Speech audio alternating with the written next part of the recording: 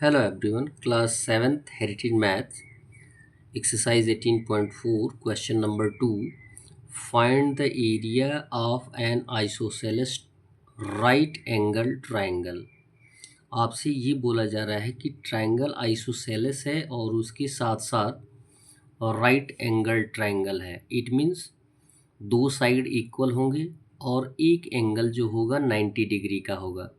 Whose each side containing the right angle is 8.4 centimetre. और आपको बताया ये जा रहा है कि जो दोनों साइड हैं जिस पे राइट एंगल बन रहा है वो दोनों साइड इक्वल हैं और उनका वैल्यू जो दिया गया है, लेंथ जो दिया गया है 8.4 सेंटीमीटर है। अब आपको उसका एरिया फाइंड आउट करना है। तो एट फर्स्ट तो हम एक राइट एंगल ड्रॉ करेंगे। राइट एंगल ड्रॉ करने के बाद हमें बताया गया है कि जिन दो साइड्स पे राइट एंगल बन रहा है वे दोनों इक्वल हैं, यानी जिनका वैल्यू जो है वो दिया गया है 8.4 सेंटीमीटर। तो यहाँ लिख देंगे फर्स्ट यानी वर्टिकल साइड को 8.4 सेंटीमीटर और बेस को भी 8.4 सेंटीमीटर शो कर देंगे। क्लियर है? तो यहाँ पे आपको बताया गया है कि ये वर्टिकल जो है ये हाइट हो जाएगी और जो BC दिया गया है ये हो जाएगा बेस। तो इट मीन्स हम लिख सकते हैं बेस इक्वल हो जाएगा 8.4 सेंटीमीटर और हाइट हो जाएगी 8.4 सेंटीमीटर। अब इसका वैल्यू हम फाइंड आउट कर सकते हैं, एरिया फाइंड आउट कर सकते हैं। तो लिखेंगे area of the right angle triangle equal हो जाएगा, फॉर्मूला सेम आएगा, 1/2 into base into height. Base क्या दिया गया है? BC हमने लिखा और उसके बाद हाइट दिया गया है AB, तो AB लिखा गया है। इसमें एट फर्स्ट लिख दिया गया है एरिया फाइंड आउट करने के लिए 1/2 इंटू हाइट इंटू बेस कर दिया गया है। प्रोडक्ट सेम आता है, जैसा कि आप क्लोजर प्रॉपर्टी में आप जानते हैं A इंटू बी लिखिए या B इंटू A लिखिए, प्रोडक्ट सेम आएगा। तो यहाँ पे हाइट इंटू बेस कर दिया गया है, लिखा क्या जाता है बेस इंटू हाइट। और अब हम वैल्यू रख देंगे तो 1/2 इंटू हो जाएगा, वैल्यू सेम है दोनों का, तो 8.4 इंटू 8.4 सेंटीमीटर। 2 से 8.4 को रिड्यूस कर देंगे तो 4.2 आएगा और 4.2 से 8.4 को मल्टीप्लाई कर देंगे तो 35.28 सेंटीमीटर स्क्वायर आंसर आ जाएगा, जो कि राइट एंगल ट्रायंगल का एरिया हो जाएगा, जो कि आइसोसेलेस भी है। क्वेश्चन नंबर 3 दिया जा रहा है, find the hypotenuse of a right angle triangle. आपको विकर्ण फाइंड आउट करना है। हाइपोटेन्यूज मीन्स होता है विकर्ण। Find the hypotenuse of a right angle triangle. एक राइट एंगल ट्रायंगल है जिनका हाइपोटेन्यूज आपको फाइंड आउट करना है विद एरिया 54 डेसीमीटर स्क्वायर, जिसका एरिया 54 डेसीमीटर स्क्वायर दिया गया है एंड बेस दिया गया है 9 डेसीमीटर स्क्वायर। बेस दिया गया है 9 decimetre. Area of the triangle, ये क्लियर है कि बेस दिया गया है और टोटल एरिया दिया गया है और आपको ये बताया गया है कि ये राइट एंगल ट्रायंगल है और फॉर्मूला सेम यूज़ करेंगे।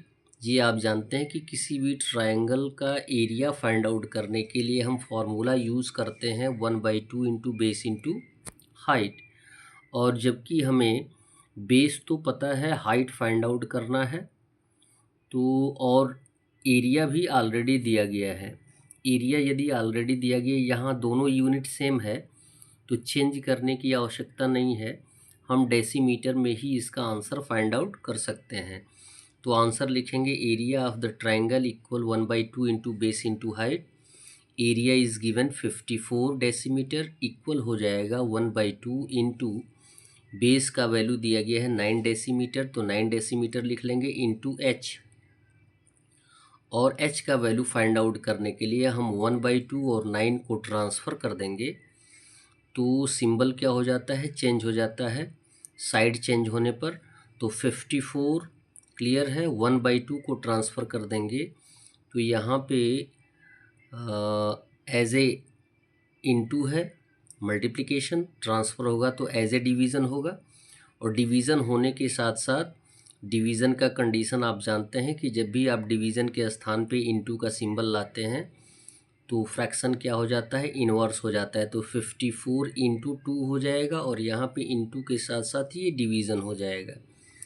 9 से हम 54 को डिवाइड कर देंगे तो 9 6 54 होता है और 6 से 2 में मल्टीप्लाई कर देंगे तो h का वैल्यू जो होगा 12 डेसीमीटर आ जाएगा।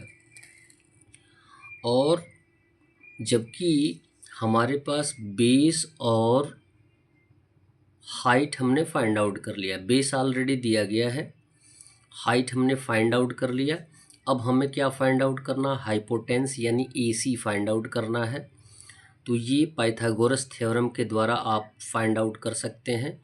दोनों यानी हाइट और बेस की स्क्वायर का योग जो होता है वो होता है हाइपोटेंस। क्लियर है। तो पाइथागोरस थ्योरम यूज़ किया जाता है। बाय द पाइथागोरस थ्योरम हो जाएगा, क्या फाइंड आउट करना है, AC। तो लिखेंगे AC स्क्वायर इक्वल हो जाएगा AB square plus BC square. तो AB square plus BC square. अब AC स्क्वायर सेम आएगा, AC स्क्वायर इक्वल हो जाएगा, AB का वैल्यू कितना आया है 12, तो 12 स्क्वायर प्लस BC का वैल्यू कितना दिया गया है 9 स्क्वायर। फाइंड आउट करेंगे, लिखेंगे AC स्क्वायर हो जाएगा 12 का 12 में मल्टीप्लाई करेंगे तो 144 प्लस 9 का 9 में मल्टीप्लाई करेंगे तो 81। क्लियर है। और 144 में 81 से 81 को ऐड कर देंगे तो आंसर आ जाएगा 225। 225 का अब स्क्वायर रूट फाइंड आउट करेंगे क्योंकि यहाँ पे हमें AC का वैल्यू फाइंड आउट करना है, ना कि AC स्क्वायर का वैल्यू फाइंड आउट करना है। तो लिखेंगे AC इक्वल हो जाएगा अंडर रूट 225। 225 को फैक्टराइज करेंगे तो 3 इंटू 3 5 इंटू 5 आएगा। क्लियर है। 3 इंटू 3 5 इंटू 5, जिसका पेयर बन जाता है उसको हम रूट से बाहर कर लेते हैं। 3 का पेयर बना, रूट से बाहर हो गया। 5 का पेयर 5 आ गया, यानी रूट हट जाएगा। AC का वैल्यू हो जाएगा 3 5 15। इट मीन्स हाइपोटेंस का वैल्यू कितना हो जाएगा 15 डेसीमीटर। यहाँ हम लिख सकते हैं 15 डेसीमीटर। That's all.